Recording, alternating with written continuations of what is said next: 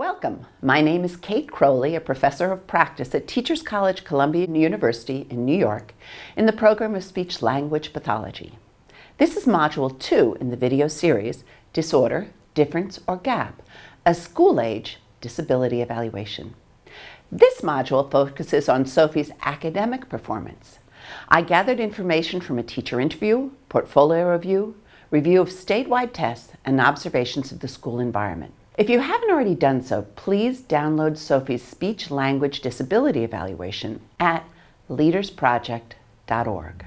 As part of this evaluation, I went to Sofie's school and met with a humanities teacher who teaches all the 7th graders both English and history.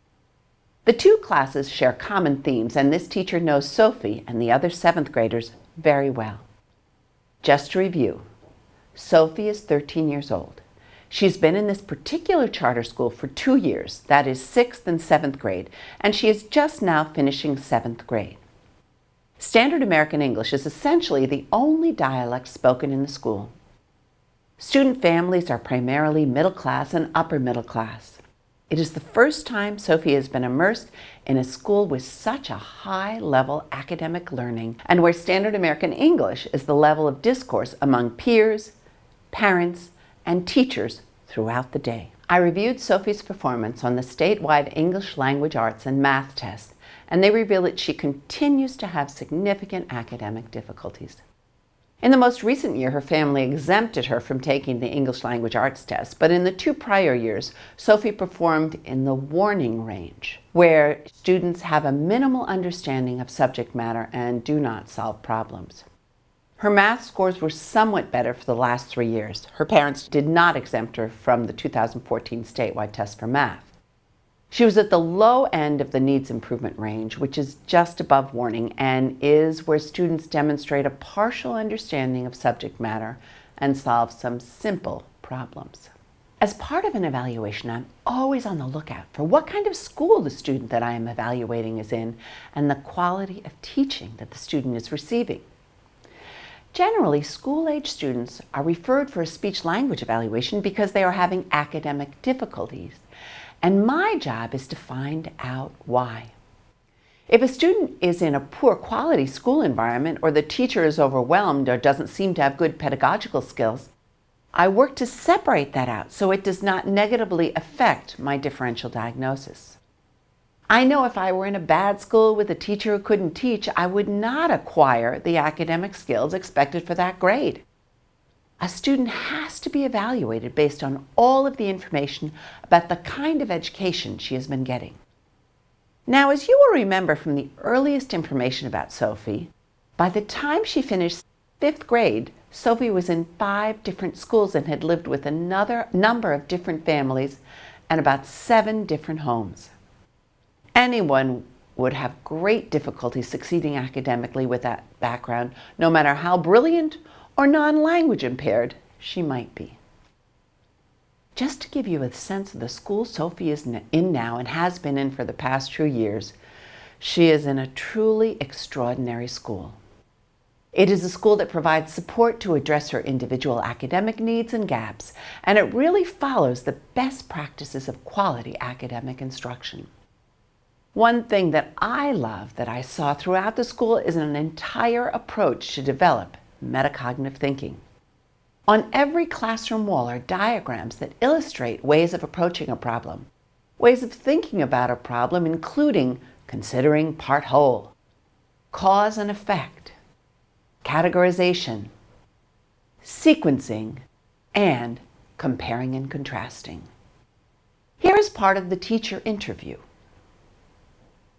Her grade level, I think, in reading and math on the most recent test is in the warning level on reading and math, both at the lowest level. Yeah. And what do you think her greatest strengths are, and then the weaknesses as you know her, both within the content areas, but as you know her as a student in general here? She's a really hard worker. Is she good? Yeah.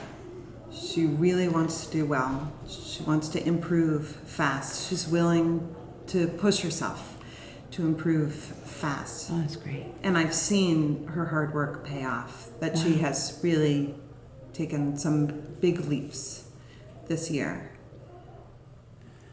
Wow. So She's very connected with the community. So she loves group work. She works really well. So if there's a point that is confusing to her, she can extract it from the group. she can identify the problem. She can areas identify here, the so we problem. She can challenges. figure it out with the group. She never isolates herself. She never pretends that she understands, and which is what some other students Sure. do. They, put up a good front and they try to work by themselves, but they're really stuck. And she doesn't do that. Sofie is definitely a student with academic gaps that she recognizes and is working to fill. It was exciting to hear a teacher talk with such detail and depth about what's going on with the student academically. And here's how I wrote that up in my evaluation. Mrs. Adele describes Sofie as a hard worker who wants to improve fast. One thing that makes this teacher interview so remarkable is that this teacher has many years of teaching experience, but she didn't spend all of her time in this upper middle class charter school where all the kids speak only standard American English and almost all are Caucasian, non-Hispanic. Rather, this teacher spent a number of years teaching in the public schools in the exact inner city where Sofie and her sister and her biological family lived. So this teacher provides highly reliable information, not just about Sofie's performance now and her strengths and weaknesses, but also about how Sofie compares to the kids of her same socioeconomic class and her same cultural and linguistic background as those who lived in the same place where she lived until she finished 4th grade. In this clip, we find out more of Sofie's academic strengths. Where have you seen progress happen that, where you've seen that payoff when you said you did? She, I'm seeing that she understands more reading by the types of questions that she's asking. She's asking really insightful questions. Yeah. She can make connections between different texts. Wow. She, which is one strategy that really good readers are doing. So I'm seeing those strategies emerge from her. I'm seeing her being able to picture a text that she couldn't do in September. You mean like a graphic organizer? Do you mean that, or just a visualizing of what's going on? Visualizing of what's going on. We do use a lot of graphic organizers, and she does employ them very well, And they're especially helpful with to her her. writing. She's made great strides with expanding her writing using graphic organizers. And she's really proud of being able to write a full essay. Wow, that's great. With the support. She makes really good use of the supports that she's given. That's good. That's good. Now we are going to get into Sofie's academic weaknesses. Her teacher, again, has a lot of great examples, both currently and over time, of her weaknesses and how Sofie is addressing them. Let's look now at the clip where her teacher talks about her weaknesses and whether they are gaps or true disabilities. And then what would you say are her greatest weaknesses? When you talk, I'd like you to think about whether you see this as a gap or as a disability. Right. Because you know where she's from. She's from the same place Yes. where you taught for a number of years, right? It seems to be that most of them are gaps. Gaps. Most of That's the places where she gets stuck is just she doesn't know that word, and there's an assumption that she should know that word. Yeah. And it's because she's in a school with many people whose dinner time conversations are like Have those graduate school conversations, and so everyone knows, the word appropriation or whatever it is, and she doesn't. So interesting. And at the beginning she's only been in the school for 2 years. For her first year, it was hard for her to ask the question, what does that word mean? It felt embarrassing to her. It felt like she doesn't really belong if she doesn't know that word. Yeah. And now she has really staked her claim here. She really clearly belongs here, and so she's gaining a lot of confidence to just say, what does that mean? And which is, obviously really great for her own learning and great for other people who probably don't know that word too. Word either. That's fantastic. And so I'd like you, so when we just had that gaps versus disability, So one of the things that's interesting to me is how, when you say it's a gap, this is comparing to other kids from Springfield. When we were talking about the gaps versus disability, and you know kids who are from a similar background as the student, and so can you tell me why you see it as a gap and not a disability, looking particularly at this student compared to the other kids who you knew from where she grew up? Because I see so much fast progress. And I think it took the student a while to be able to access the supports that were being given her, just because the first year she was here was so overwhelming in all aspects of her life, that it took a while for her to just land and feel comfortable enough to be able to open up and access the supports. And then once we saw that happen, where she wasn't spending so much energy orienting herself, and she was able to spend more energy on the academic supports, the type of growth that we saw was so fast that that's what's leading me to think that it's really not so much disabilities. Although I may be wrong. Yeah, I'm still getting to know the student. No, that's great to hear. But that's where I'm leaning towards. Yeah. As you can see in my written speech language evaluation, I do devote a lot of time to this teacher interview because I found it so insightful and it gave me so much information about Sofie's development over time and compared to her peers. And she was an extraordinary teacher to interview. So what this last piece of the teacher interview tells me is that Sofie is making so much fast progress. She is committed. She wants to do it, and she is engaged in the learning process. And that is very exciting information and also important in the disorder, difference, or gap differentiation. Certainly, it moves us more toward this being a difference in gap versus a true disorder, but we've got much more to learn before we can draw that conclusion. I then turned to the teacher to find out whether Sofie has received any response to intervention or any remedial support, and this is what the teacher had to say. And do you have any RTI or academic intervention services in place in the school, like, like that tier 2 stuff? Is that really what you're doing with her?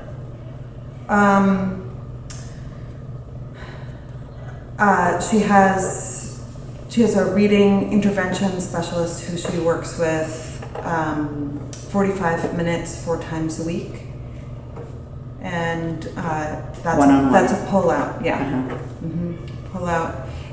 3 times a week it's one-on-one, and 1 time a week it's a small reading group. 3 students are in the reading group, and that's actually a greater benefit to be able to have that peer interaction discussion around a text in addition to the one-on-one time. Yeah, that's great. And in addition, she also has speech and language pull-out with Amy Linnell, who I think you're going to meet. Okay, so, and is there anything else you would think that if we only gave her this, I think or do you feel like it feels like it's down the right road? It's kind of going with the appropriate current for her learning and her closing up the gaps and things. I think she's closing gaps. Yeah, that's fantastic. Yeah. Of course, that information is included in the evaluation. One question I'd like to ask teachers or parents or anyone is there anything else you want to say about the student? And again here, the teacher gives a very insightful statement about more of Sofie's strengths. And I guess, is there anything else you want to say or tell me about her that you haven't? I mean, this I have to tell you, Great. Beautiful. Great. But anything else you want to say or tell me about her that, She understands personal relationships better than most students her age. It's a real strength of hers. And because she understands that, it's almost impossible to not just do everything you can for her, because she just builds relationships with her peers, with her teachers, and she talks about her own process, what she needs, what's confusing for her, and that's really just a testament to who she is as a person. Yeah. And I think that's going to stick with her and remain her greatest strength wherever she goes. Yeah, that's fantastic. Clearly, Miss Adele is the quality of teacher we wish all students could have. From my perspective as an evaluator, this teacher provided me with an extremely useful information in my quest to determine whether Sofie has a disorder, a difference, or a gap. So here's where we are now. We know for a certainty that Sofie has academic gaps and language differences. The crucial question to answer is whether she also has a language disorder. That is what we are working to determine now. As part of our investigation into an evaluation of Sofie's academic skills, we want to see some of her classroom work. Sofie and her classmates each maintain portfolios of their work. Here are some examples of her writing. This particular piece of work and the next one I will show you are both about her being reflective about her own academic learning. As she says here, I think I've made great progress in my writing. Before, I used to write about a paragraph or two. Then we had lessons. I was so excited. I started when we weren't even supposed to, which I never do, and I wrote 6 pages of my story. It shows the kind of school she goes to, one that develops reflective and inquisitive students, where students identify what they need to work on to move to the next level. Here's another example of Sofie reflecting on how to learn new information. The MAP tests were difficult for her, she says.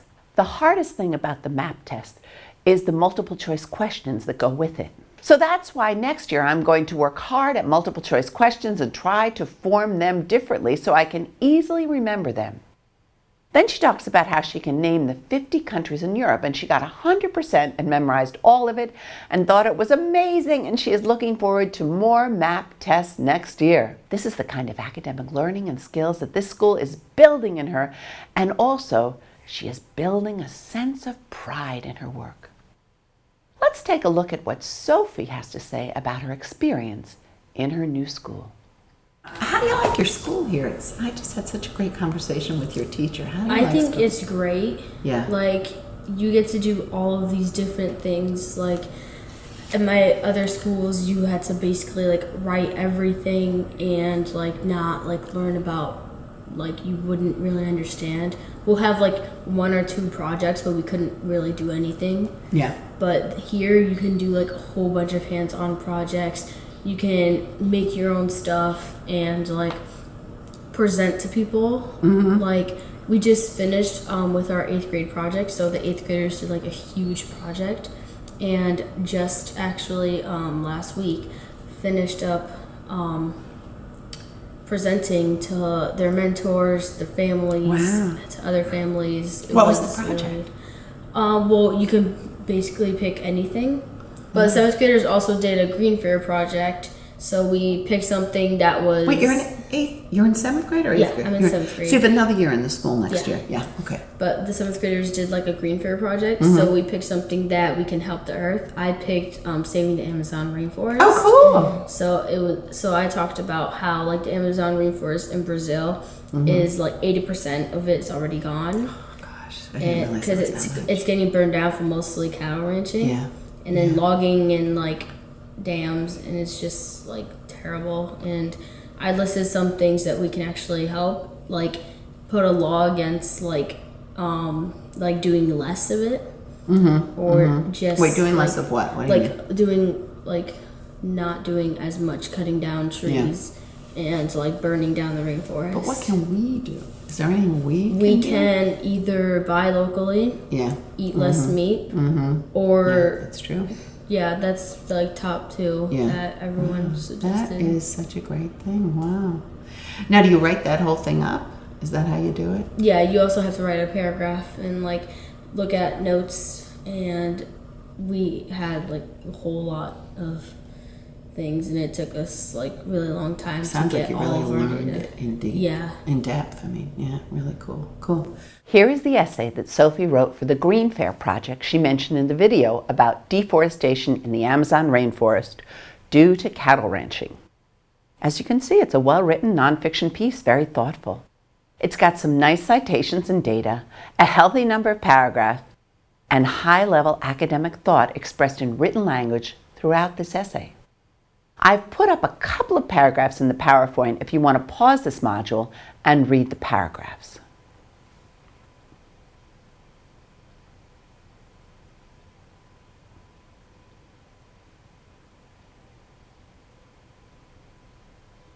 It is lovely to see how excited Sofie is about what she's doing in the school. All in all, the teacher interview and the portfolio materials show us that given the opportunity, Sofie is filling her academic gaps at a rapid pace.